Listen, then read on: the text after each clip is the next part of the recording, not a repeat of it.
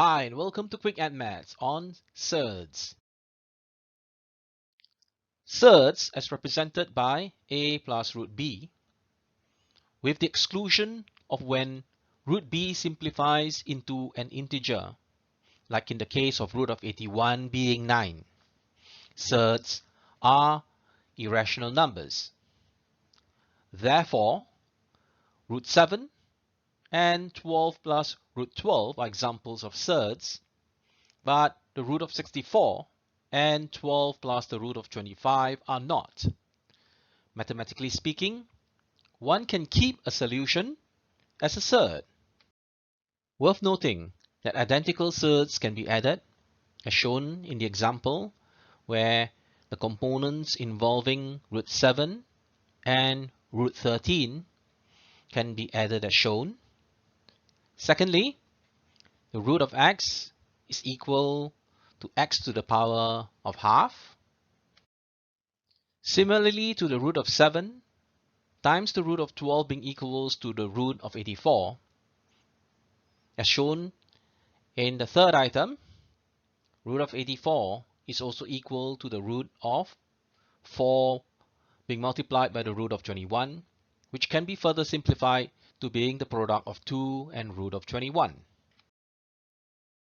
Now on to tutorial question 1.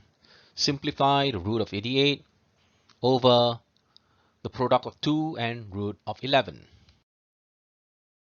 One option to solving this is by dividing the two roots to obtain the root 8 being divided by 2 and simplifying the root 8 into the product of 2 times root 2 to finally obtain the answer as root 2.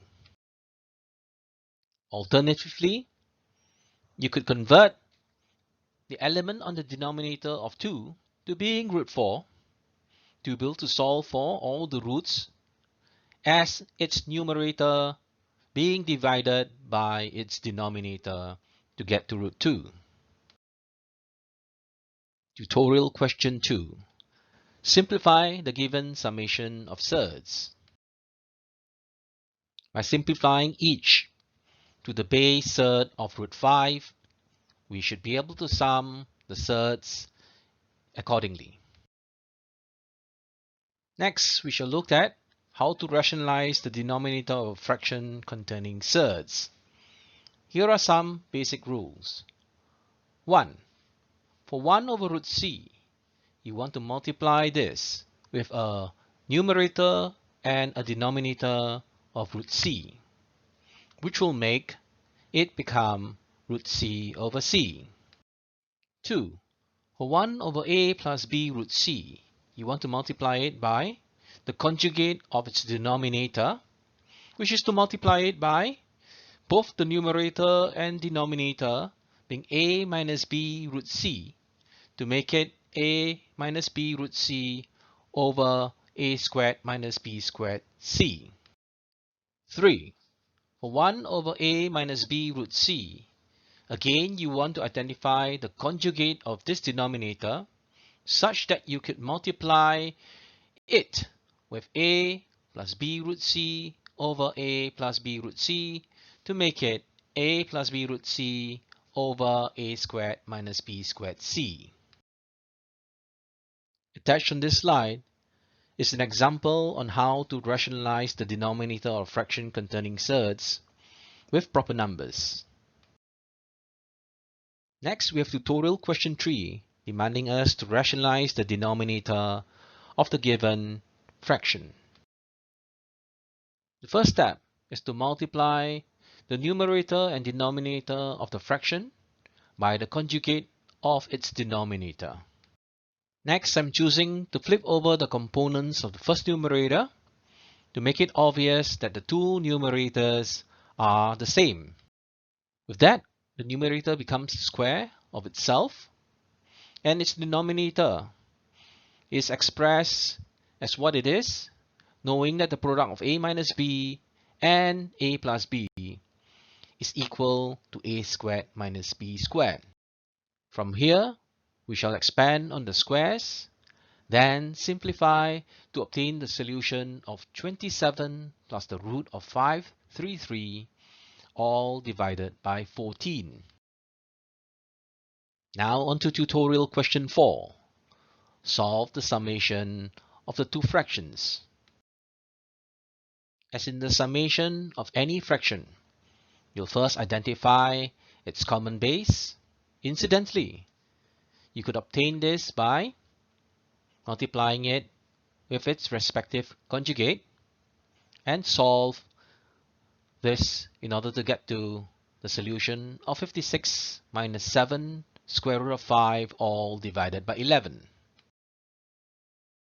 Tutorial question 5. A rectangle has an area of 8 plus root 10 meters square. One of its sides is root 2 plus root 5 meters. Find the length of the remaining side.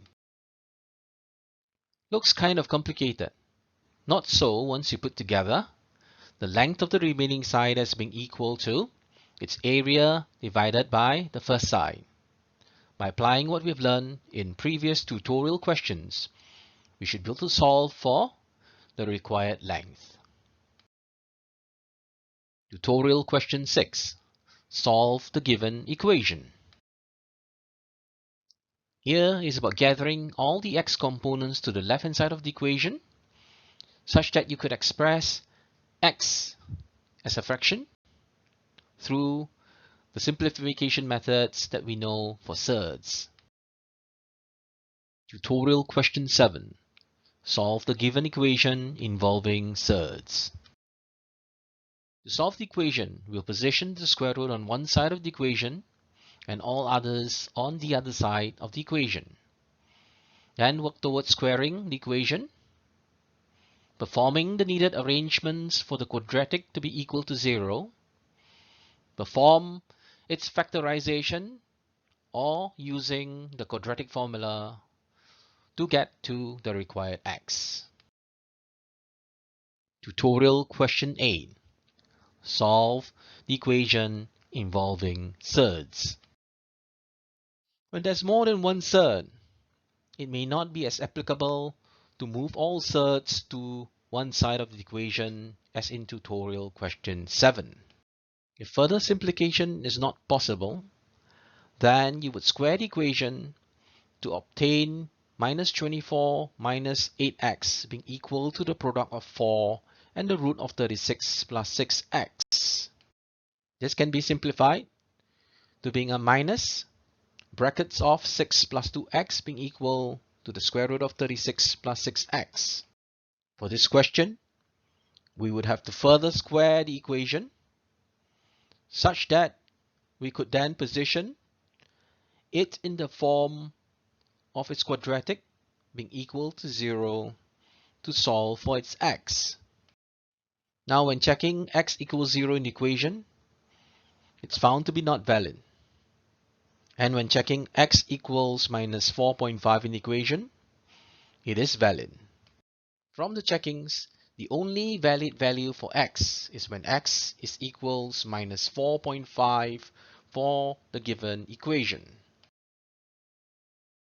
That's all for Surds, and if you enjoyed the video, do be on the lookout for our other tutorials.